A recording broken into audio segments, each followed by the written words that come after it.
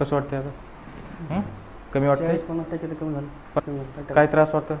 कमरेचा लय त्रास. आणि कधीपासून त्रास होता हा? 3-4 वर्ष.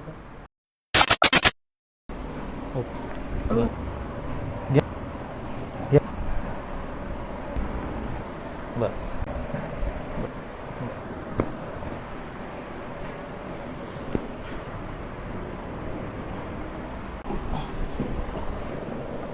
सर या. बस.